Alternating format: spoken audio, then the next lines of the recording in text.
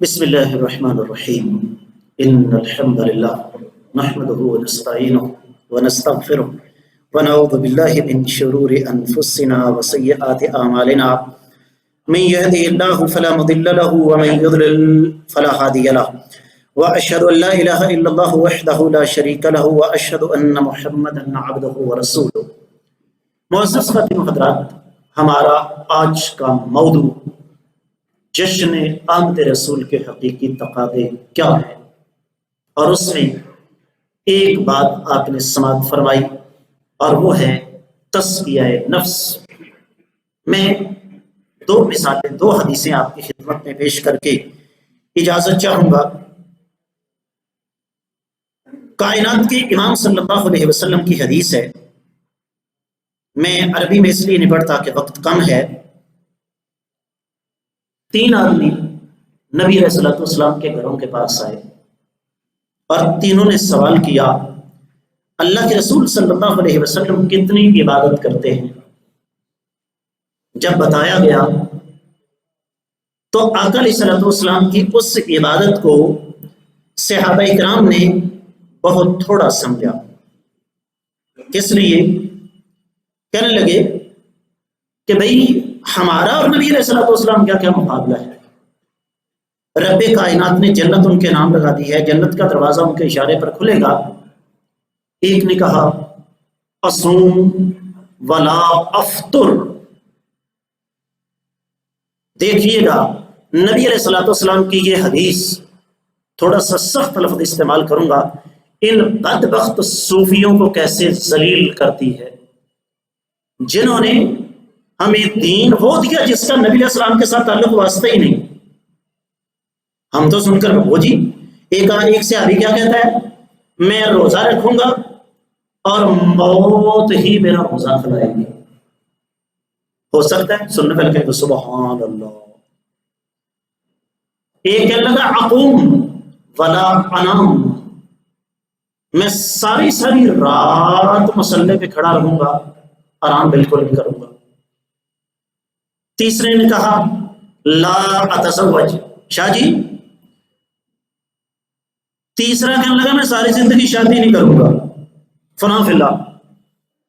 ہے نا، یہ دین ہمیں دیا جا رہا ہے.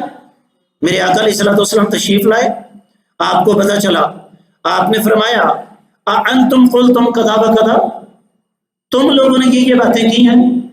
فرمایا میں محمد صلی اللہ علیہ وآلہ وسلم تمہارے لیے نمونہ ہوں.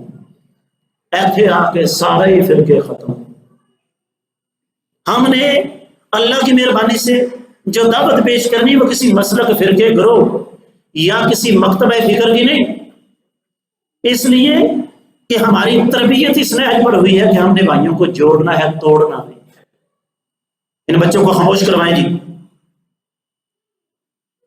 نبی کریم صلی اللہ علیہ وسلم نے فرمایا میں تمہارے لیے نمونہ ہوں، اصوم و افطر، میں روزے رکھتا بھی ہوں اور نفلی روزہ چھوڑ بھی دیتا ہوں.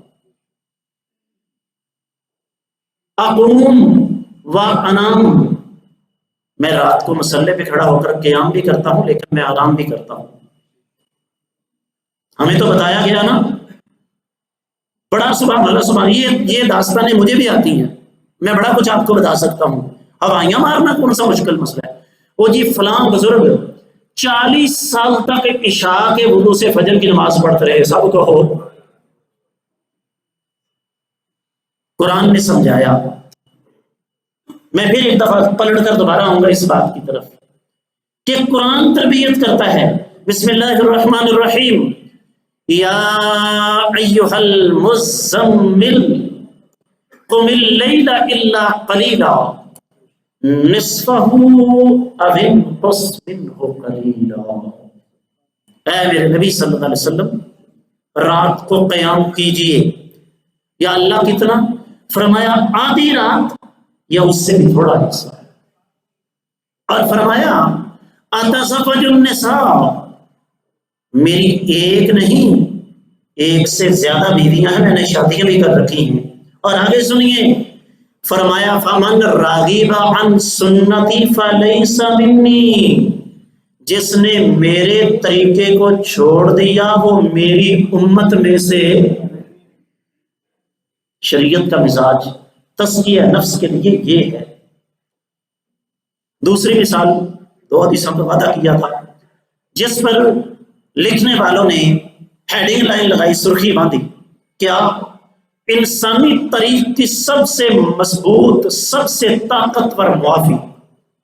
میرے آقا علیہ السلام کے 2 صحابی ہیں، ایک کا نام ہے بلال، سب کو رضی اللہ تعالی، کالا رنگ ہے۔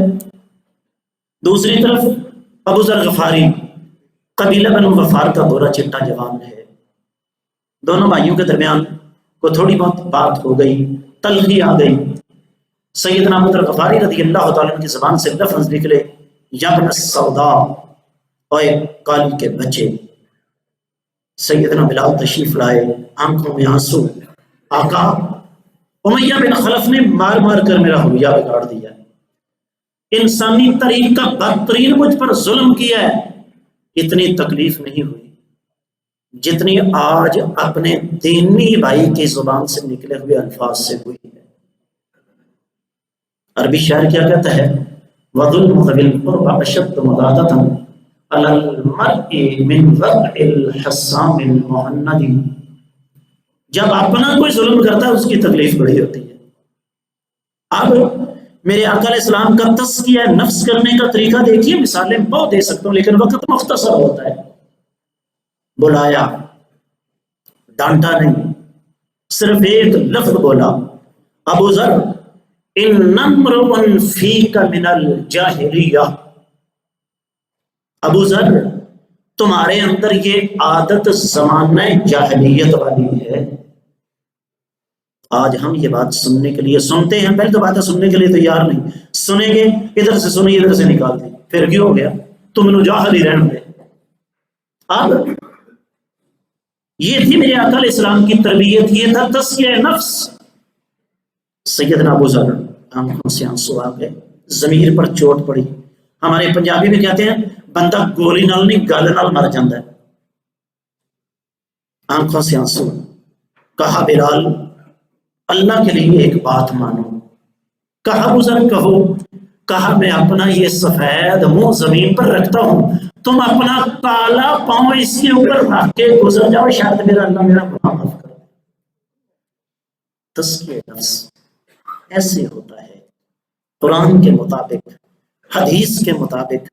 تزکیہ نفس کے لیے چلہ کشیوں کی ضرورت نہیں ہوتی، تزکیہ نفس کے لیے حد سے دم کی ضرورت نہیں ہوتی، تزکیہ نفس کے لیے یہ سادھو بننے کی ضرورت نہیں ہوتی، تزکیہ نفس کے لیے بھوکا پیاسا مرنے کی ضرورت نہیں ہوتی، اس لیے کہ اللہ تعالیٰ نے، پھر وہی بات کروں گا جو میں نے پہلے کی تھی، نمونہ کس کو بنا کر بھیجا؟ محمد رسول اللہ صلی اللہ علیہ وسلم کو۔ غربت آئی، 2 مہینے چولہا نہیں جلا، جب اللہ نے پیسے دیے، جب جہاد کی برکات سے آقا علیہ السلام کے پاس دولت آئی، حج کے موقع پر میرے آقا علیہ السلام نے 100 اونٹ اللہ کی راہ میں دیا ہے، 63 اپنے ہاتھوں سے نہر کیے، 27 سیدنا علی رضی اللہ تعالیٰ۔ جشن آمد رسول کا مقصد کیا ہے میرے بھائیوں؟ کہ اللہ کے رسول صلی اللہ علیہ وسلم جو پیغام لے کر آئے، قرآن کا پیغام، حدیث کا پیغام، اس کو سینے کے ساتھ لگایا جائے۔ اللہ کی بارگاہ میں دعا ہے رب کائنات ہمیں آقا علیہ السلام کے ساتھ حقیقی محبت کرنے کی توفیق عطا فرمائے۔ اللہ تعالیٰ ہمیں گفتار کے نہیں بلکہ کردار کے غازی بننے کی توفیق عطا فرمائے۔ اللہ تعالیٰ ہمیں آقا علیہ السلام اور آپ کے صحابہ کرام کے نقش قدم پر چل کر اپنی دنیا اور آخرت بہتر بنانے کی توفیق عطا فرمائے۔ جتنے معزز خاتم حضرات تشریف لائے ہیں اللہ تعالیٰ سب کے دلوں کو قرآن و سنت کی روشنی سے منور فرمائے، اللہ تعالیٰ سب کی مشکلات کو آسان فرما دے۔ اللہ ملک العلام رب الجلال والاکرام